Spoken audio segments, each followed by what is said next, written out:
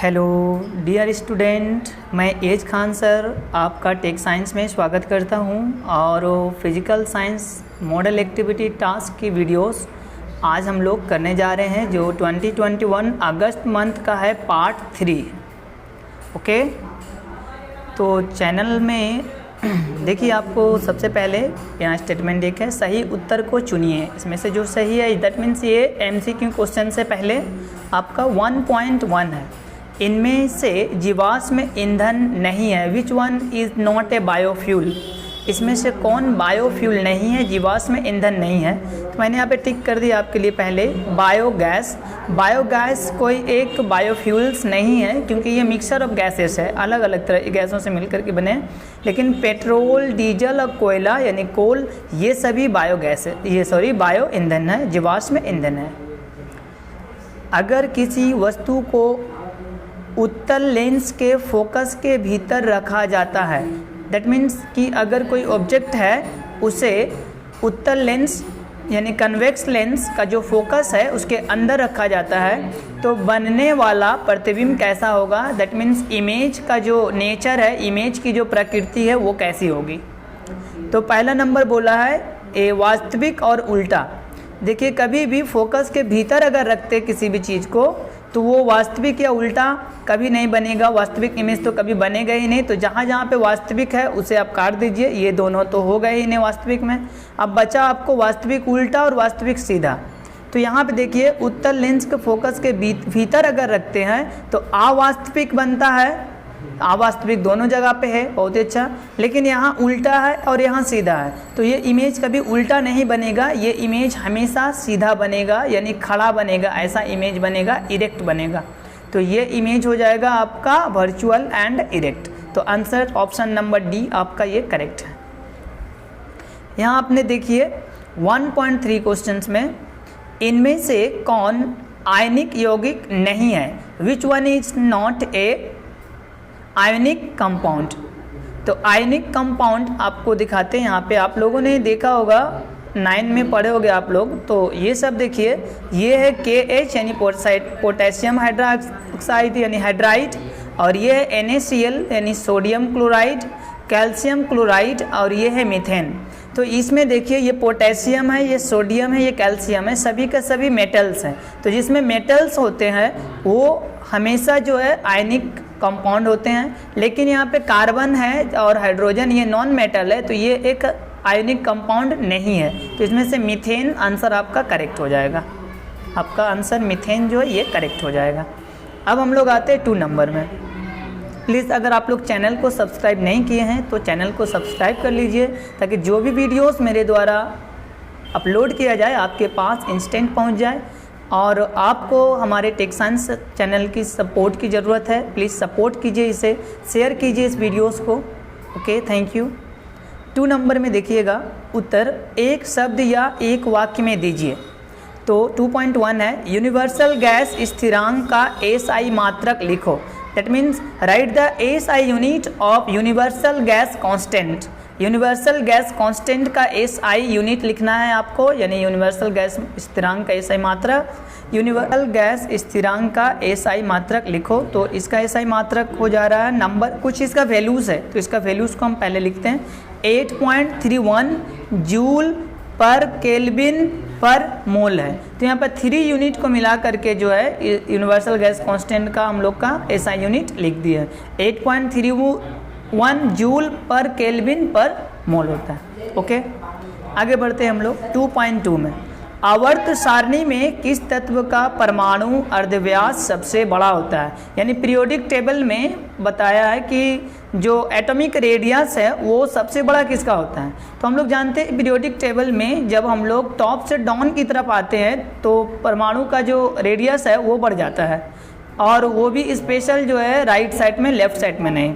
तो right side में देखते हैं फ्रेंसियम आंसर है आपका। फ्रेंसियम वर्ग में ऊपर से नीचे जाने पर, यानी एक ग्रुप में ऊपर से नीचे आने पर परमाणु का जो अर्धव्यास है वो बढ़ता है, और बाएं से दाएं जाने पर यानी कि लेफ्ट टू राइट जाने पर परमाणु का अर्धव्यास घट जाता है। तो आंसर आपका फ्रेंसियम है, अकॉर्डिंग टू मी ये आंसर होगा। 2.3 आयनिक यौगिक का सूत्र लिखे। जहां धनायन और ऋणायन हीलियम रखता है। तो आंसर होगा lithium hydride. LiH lithium hydride आयनिक यौगिक का सूत्र है। 2 या 3 वाक्यों में उत्तर दीजिए। जो अभी तक चैनल को सब्सक्राइब नहीं किए हैं प्लीज़ सब्सक्राइब कर लीजिए और लाइक कीजिए और हमारे चैनल को शेयर ज़रूर करिएगा, क्योंकि ये जो वीडियो है बहुत मेहनत से आपके लिए बनाई जा रही है ताकि आप लोग को जो है प्रॉब्लम्स ना हो आंसर यानी सॉल्यूशन करने में। Please thank you. 3.1 का है, बस या स्कूटर के पीछे दिखने वाले दर्पण में समतल दर्पण के स्थान पर उत्तल दर्पण का उपयोग होता है, समझाइए। बस या स्कूटर के पीछे दिखने वाले दर्पण में हम लोग उत्तल दर्पण का उपयोग करते हैं। आप लोगों को पता है कि यहाँ पे हम लोग कन्वेक्स मिरर का उपयोग करते हैं, यानी कन्वेक्स इंग्लिश में अगर बात करें तो कन्वेक्स मिरर का यूज़ करते हैं हम लोग। कन्वेक्स मिरर का यूज़ करते हैं हम लोग यहाँ पे, क्योंकि उत्तल दर्पण में प्रतिबिंब अवास्तविक, सीधा और छोटा बनता है और यह चालक को गाड़ी के पीछे यानी गाड़ी के पीछे देखने में हेल्प करेगा। देखिए हम दूसरा पेज में आपको दिखाने जा रहे हैं। दूसरा पेज देखिएगा। एक बड़ा क्षेत्र देखने में सहायता करता है, यानी कि गाड़ी के पीछे का जो एरिया है वहाँ पर वो काफ़ी बड़ा क्षेत्र को देख सकता है, यानी गाड़ी को आसानी से देख सकता है पीछे से कौन गाड़ी आ रही है। और इस दर्पण में गाड़ी के पीछे की गाड़ियाँ वास्तविक दूरी से करीब दिखाई देने लगती है, यानी कि जितनी दूरी पर गाड़ी रहता है ठीक उससे नज़दीक दिखाई देने लगता है ये गाड़ी। तो जो ड्राइवर होता है वो फट से क्या करता है, अपना रास्ता को सही कर लेता है, जो समतल दर्पण में ये नहीं होता है। जितनी सारी घटनाएं घट रही थी उत्तल दर्पण में, ये समतल दर्पण में नहीं होता है। ओके। 3.2 का, तत्व के आयनीकरण ऊर्जा से आप क्या समझते हो? आयनीकरण ऊर्जा मतलब कि आयोनाइजेशन एनर्जी। ओके। किसी उदासीन परमाणु से एक इलेक्ट्रॉन को निकालने के लिए आवश्यक ऊर्जा को आयनिक ऊर्जा कहते हैं। एक परमाणु है, मान लेते हैं एक परमाणु का बात कर लेते हैं हम लोग। ये है सोडियम परमाणु, इसका एटॉमिक नंबर होता है 11। अगर हम इसको तोड़ेंगे तो 2, 8 और 1 होगा। तो ये जो लास्ट में ये इलेक्ट्रॉन्स हैं, तो लास्ट वाला जो इलेक्ट्रॉन 1 है इसको निकालने के लिए यानी बाहर कर देने के लिए, अगर एक ऑर्बिट से बाहर इसको करने के लिए जितना एनर्जी का रिक्वायरमेंट होगा उस एनर्जी को हम लोग बोलेंगे आयनीकरण एनर्जी या आयनिक ऊर्जा। 4 नंबर में आते हैं, निम्नलिखित प्रश्नों के उत्तर दीजिए। ये मैथमेटिक्स है। 1.6 ग्राम द्रव्यमान की एक गैस है, वेट कितना दिया, मास 1.6 ग्राम दे दिया है, इसका गैस है जिसे 760 mm पारे के दबाव पर और 273 केल्विन तापक्रम पर रखा जाता है, यानी इसका प्रेशर है, ये इसका टेम्परेचर है और इसका मास है दिया हुआ। तो इसका आयतन 1.12 लीटर हो जाता है। अगर इतना रखते हैं हम लोग फिजिकल क्वांटिटीज़ तो इसका जो आयतन है यानी वॉल्यूम है 1.1 लीटर हो जाता है।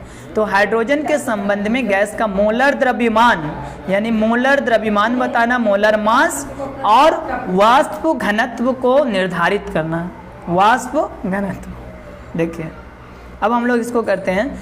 NTP यानी नॉर्मल टेम्परेचर प्रेशर पर 1.12 लीटर हो जाता है। तो हाइड्रोजन के संबंध में गैस का मोलर द्रव्यमान और वाष्प घनत्व बताना है। देखिए NTP मतलब नॉर्मल टेम्परेचर प्रेशर पर 1.12 लीटर गैस की मात्रा यानी मास 1.16 ग्राम 1.6 ग्राम आपको दिया हुआ है, ये वाला दिया हुआ है। तो 1 लीटर गैस की मात्रा के लिए कितना हो जा रहा है, 1.6 डिवाइडेड बाय 1.12। यूनिटरी मेथड हम लोग लगा दिए यहाँ पे। तो हम लोग को पता है कि किसी भी गैस का मोलर वॉल्यूम जो होता है, मोलर आयतन 22.4 लीटर होता है। तो हम लोग 22.4 लीटर पे पहले निकाल लेंगे। तो 22.4 लीटर पर गैस का मात्रा कितना होगा, 1.6 डिवाइडेड बाय 1.12 इंटू 2.4। अब हम लोग इसे क्या करते हैं, देखिए जैसा ये वाला नंबर्स को आप थोड़ा से देखिएगा, जैसा है 1.16 ये जैसा उस तरह का ही रखें। फिर यहाँ पे हम लोग 1.6 और यहाँ पे आपका पॉइंट को क्या करेंगे, रिमूव कर देंगे। इसका पॉइंट को हटा दिए और इसका पॉइंट को हमने हटा दिया, ठीक है, रिमूव कर दिया पॉइंट को, दोनों को। अब इससे जब काटेंगे 112 है, यहाँ पे 224 है, 2 बार में कट जाएगा। 112 एक कम 112, 112 दूनी 220, यहाँ एक तो 0 था तो 20 हो गया। अब ये दोनों को मल्टीप्लाई कर दीजिए आप, तो 1.6 गुणा 20 जब गुणा करोगे तो आएगा 32.0 ग्राम, मतलब कि 32 ग्राम। तो गैस का अणुभार कितना होगा? 32। आपको क्या बोला है? मोलर द्रव्यमान यानी अणुभार आपने निकाल लिया 32। तो हम लोग जानते हैं एक फॉर्मूला, हम जानते हैं कि गैस का अणुभार बराबर 2 गुणा वाष्प घनत्व होता है। गैस का जो अणुभार होता है वो क्या होता है? 2 गुणा वाष्प घनत्व, यानी कि मोलर वेट इक्वल टू यहाँ देखें मोलिकुलर वेट जो होता है equal to 2 into vapour density, यानी कि मोलिकुलर वेट अगर हम लोग देखा जाए वेट इक्वल टू अगर देखेंगे तो 2 इंटू हो जाती है वीडी हो जाती है, वेपर डेंसिटी है यहाँ पर ही। मोलिकुलर वेट अगर बात करेंगे तो वेपर डेंसिटी, ये फॉर्मूला हम लोग यूज़ किए। तो फिर अब देखिए यहाँ पे वाष्प घनत्व जहाँ वहीं रहने दिए और 2 को इस साइड भेज दिए, तो ये 2 अणुभार के नीचे आ जा रहा। तो देखिए वाष्प घनत्व बराबर अणुभार डिवाइडेड बाय ये 2 आ गया। तो अणुभार आपको वैल्यू दे दिया, कितना दे दिया? 32। अब 32 डिवाइडेड बाई कितना हो गया? 2। 2 से अगर इसको कैंसिल करते 2 बन जाए, कितना हो जा रहा है? ये 2 और इसको काटेंगे तो 16, यानी 16 इकाई यानी 16 यूनिट होगा, क्योंकि हम जानते हैं वेपर डेंसिटी का जो है कोई भी यूनिट नहीं होता, तो बस 16 इकाई कर दिए हम लोग। Okay, thank you. वीडियो अच्छी लगी तो ज़रूर आप लोग शेयर करें अपने फ्रेंड्स को और उसे भी इनवाइट करें कि इसे जल्दी से जल्दी लिख करके अपना एक्टिविटी टास्क को कंप्लीट करें, और वीडियो को सब्सक्राइब और लाइक करना ना भूलें। Okay, thank you.